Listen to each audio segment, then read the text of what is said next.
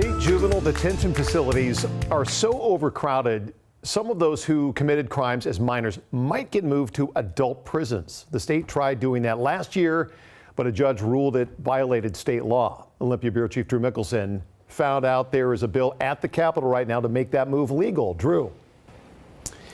Yeah, Greg, there are a couple of bills, and 3 of those men who were sent to adult prison last year, they're in their early 20s.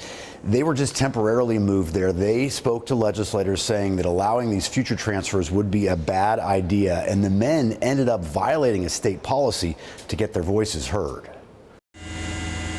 2 students from Graham Kapowson High School were shot in a drive-by shooting near the campus in 2017.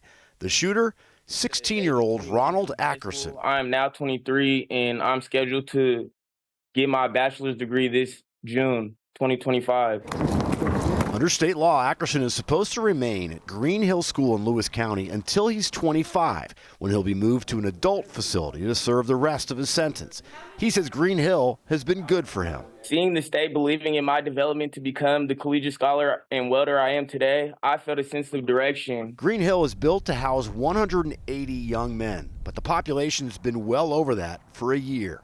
Classroom and counseling activities have been reduced as violence has increased. A bill would allow the state to move Green Hill's oldest population to adult facilities. Ackerson and other residents who were transferred to prison last summer told legislators that experiment did not work. They placed me in a place that told me I had to deny my Jewish heritage and become white just to be safe. It makes it impossible for them to plan, and it means that they can be taken away at any time for something that's not their fault. The attorney who fought against the transfers last year says adult prisons should be for those who committed crimes as adults. So real concerns. We share them as well. The Department of Children, Youth and Families is looking at turning unused adult prison space in Aberdeen into a juvenile facility, but wants the ability to look at regular prison space as an emergency alternative. And as we experienced this summer, as the population increased, exceeded safe operational capacity, we were really left without options to manage that, to manage the population safely at Green Hill, and frankly in other settings if necessary in the future.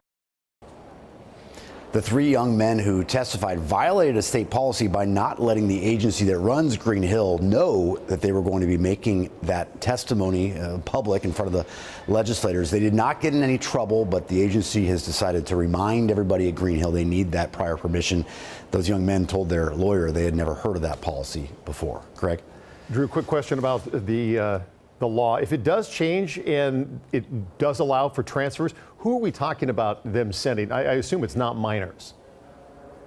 You are correct, and we want to make that clear. This is 21 and plus. They're going to go for the oldest in that group up to the age of 25. They also would give special priority to those who are considered safety risks and also volunteers. If somebody in that age group wants to volunteer to go to adult prison, they would be allowed to under the bills that appear to be progressing here. All right, let us know how they turn out, Drew. Thank you.